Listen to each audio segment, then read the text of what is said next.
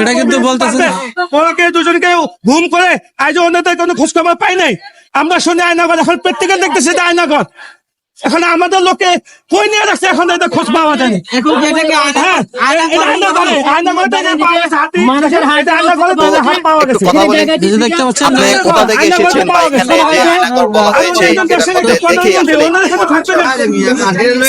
বাড়ি থেকে থাকবে কেন? ওটা ওনার বাসা, ওনার বাপের বাড়ি, এখানে থাকবে কেন?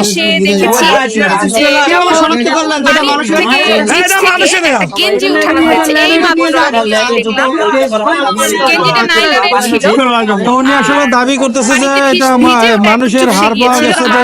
এখানে সে স্যান্ডেল আয়নাঘরটি দেখার দেখেছি, জন্যই কিন্তু সাধারণ মানুষ এখানে এসেছে। স্টুডেন্টের প্যান্ট মনে আজকে হচ্ছে সকালে ফায়ার সার্ভিসের কলেজ কর্মীরা গোয়িং এখানে আসে, স্টুডেন্টের আসার পরে মনে প্রায় হচ্ছে দেখে। তো আমি 250 আসলে সব লিটারের দেখে মতো আমি পানি এখান বিশ্বাস থেকে করেছি যে নিষ্কাশনের ব্যবস্থা করা হয়। যদি নাও নিষ্কাশনের থাকে এখানে ব্যবস্থা একটা করার টর্চার পরে সেল ছিল। কিন্তু এখন নিচের যে অংশগুলো সেটি আপনারা দেখতে পাচ্ছেন। এটি হচ্ছে যে অনেকে বলছে এটি হচ্ছে যে বর্তমান অন্তর্বর্তী সরকারের কাছে কোনো দাবি করেন লিফটের অংশের মধ্যে কিন্তু এখানে নিচে পানি রয়েছে।